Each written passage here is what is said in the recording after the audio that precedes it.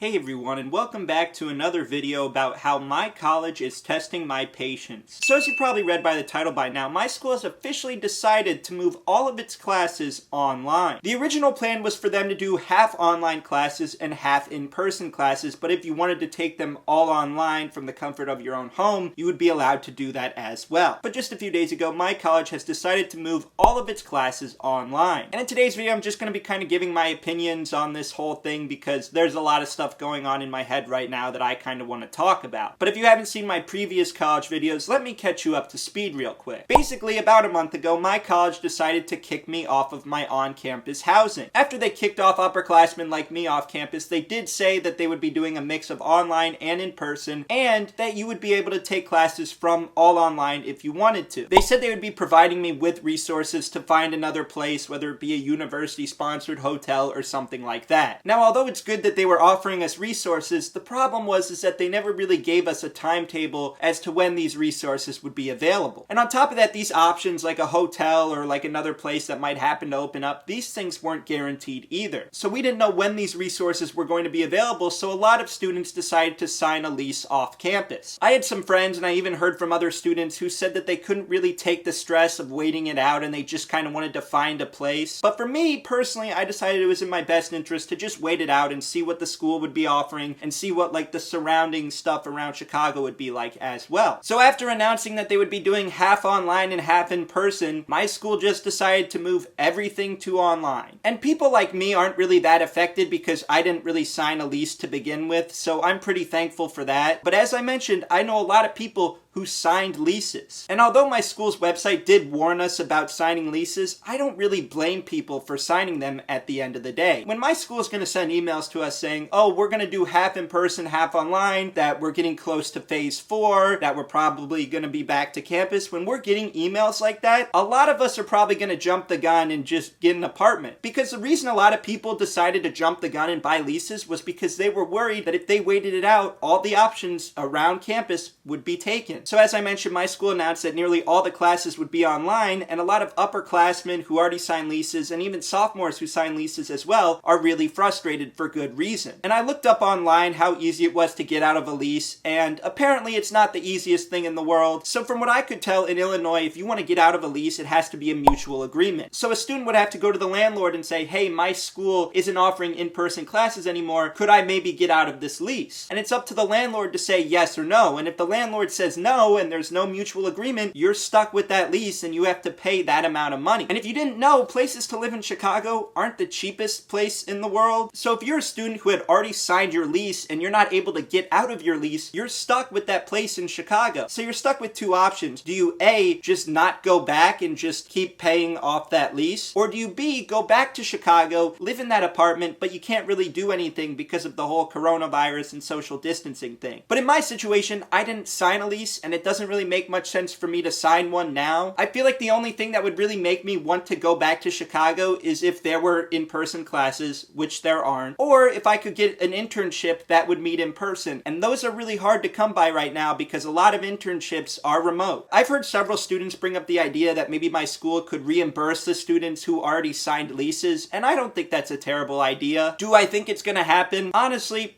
probably not. I think their argument is probably going to be, well, you signed that outside of the university, it's not really in our control. I think that's probably what they're going to say. I really hope I'm wrong in this instance, but I really have a hard time believing that my school is going to go out of their way to pay people's leases. I really don't think that's going to happen. I've heard some people on the Facebook pages even suggest a lawsuit against the school, and I'm not really entirely sure that would work out either. Another thing that my school is doing is that they're still keeping freshmen on campus, which I have a really hard time understanding. Don't get me wrong, I think freshmen deserve that on-campus experience. I think that on-campus experience is so crucial for a freshman. But what is the point of having them live on campus if they can't even go to class? Because here's the thing about freshmen in college, and also college students in general. They are going to want to socialize. They are going to want to party. That's in college students' DNA. Unless you're some weirdo like me who doesn't really party or do stuff like that. But most college students, That's what they do. And if you're gonna have them take all of their classes online and stay in their rooms, of course they're gonna wanna break out of that bubble and try to mingle with people and try to make friends and socialize. Now, hanging out in small groups responsibly is cool. I encourage that. But I have a hard time believing, especially when alcohol is involved, that students are going to 100% comply with this whole social distancing thing. I just have a hard time believing that. Now, I will say to incoming freshmen, if you're watching this video, hi, hello. But if you're watching this video and you go to my college, please do stuff responsibly, be responsible, because I'm not only doing that for your own safety, but also you could ruin this for everyone as well. Because the moment something happens, the moment someone throws some big rager, the moment someone gets the virus as a result of going to a party, the moment something like that happens, I feel like my school will legitimately consider just shutting the university down. I really do. So please be responsible. You don't want to ruin this for the people who actually are following the guidelines and doing the stuff appropriately. But also at the same time, if you're a college and you're having students come back to campus, you have to know stuff like this is going to happen. Just the other day on the Class of 2024 Facebook page, I saw a post advertising a party. Keep in mind, this post was sent out to the entire Class of 2024 Facebook page, which consists of a couple thousand students. And on top of that, the administration also sees these posts as well. So when you're advertising a party where you say alcohol will be involved and you're inviting the entire freshman class, I feel like that's just asking for the school to shut down, because freshmen who do stuff like that are going to ruin the experience for everyone, especially the people who just want to do stuff responsibly. So another thing that a lot of people at my school want me to touch on is my school keeping the tuition the same. Now keep in mind, all of the classes are online. And I don't know if you've ever done online class before, but online classes are so much different than in-person classes. There's just an obvious difference. With an in-person class, I would argue that it's easier to learn stuff. You get a lot more out of the class. With an online class, sure, it is easier. I'm not denying that. Online class is definitely easier. But at the same time, you're not getting that same in-person, hands-on experience. You're just not. But I mentioned this before. I don't know my school's financial situation. I really don't. But I would think with the tuition that students have been paying in previous years, you would think they might be able to afford to maybe cut the tuition a bit. I saw a change.org petition the other day that had over 2,000 signatures of students at my school asking for a lower tuition. So this is something that a lot of people are fighting for. If you go on my school's social media page, they may post something that's just completely irrelevant to tuition, and all the comments will be about lowering the tuition. Another thing I kind of wanted to touch on was my school's lack of communication. I've had a lot of people ask me to kind of talk about this. I've mentioned this before, but every time I send an email to my school, whether it be Residence Life or someone like that, it always takes around 3 to 4 days for me to get a reply. And when I do get a reply to one of my questions, it's not always a direct answer, and it's usually kind of vague. And I understand that they're definitely getting a ton of emails right now and they can't respond to everyone right away. I really do. But at the same time, I think students like myself have a right to be frustrated with the lack of communication. I'm going to give a personal example of something that happened to me real quick, so bear with me for a moment. So as I mentioned, I was kicked off campus a little over a month ago. I sent them several emails asking when we would be provided with resources and stuff like that. And it took a month before I was met with like an actual answer. And after I sent them several emails, after a month, they finally told me, hey Eric, you're on the wait list for housing. So then, as I mentioned, my school decided that they were going to move all the classes to online. So after my school decided to move all its classes online, they sent me an email saying, hey, we know everything's online, but we have a spot on campus available for you because a student dropped out of their housing agreement. Oh, and by the way, we want you to respond to this by tomorrow. So they wanted me to make a very important decision whether I was going to accept this spot or campus or not, and they were giving me a day to give them an answer. And if I'm being honest, I really didn't feel comfortable making a decision because there are so many uncertainties right now. I don't know what the gyms are going to be looking like. I don't know what the student center is going to look like. I don't know what the library is going to look like. What if I don't feel comfortable going back to campus in the fall, but I want to go back in the spring? Do I have to sign that housing agreement? So I sent them an email asking all these questions saying, hey, I don't really feel comfortable making a decision yet. Could you maybe answer these questions? And I got an automated reply saying, oh, it's going to take us 3 to 4 days to get back to you. And keep in mind, they wanted me to respond by the next day. How do you expect someone like me to make a decision within a day if I don't have the answers to my questions? So what I decided to do was ask to remain on the wait list and decline that housing option, but maybe once they get more information about how campus is going to look like, to then send me another housing option. Because in my position right now, I do not feel comfortable making a decision that could cost me and my family thousands of dollars. I just don't. Because I feel like if we're going to pay this amount of money,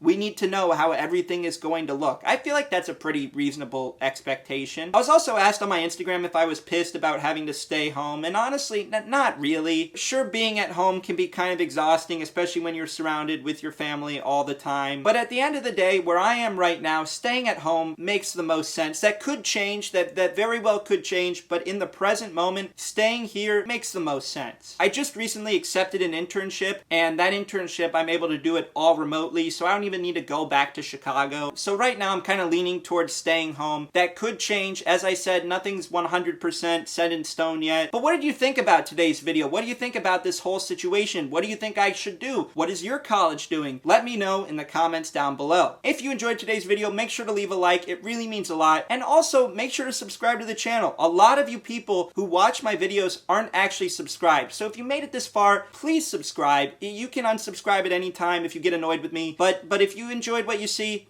a subscription would mean a lot. So thank you so much for watching. I really appreciate it, and I will see you next time.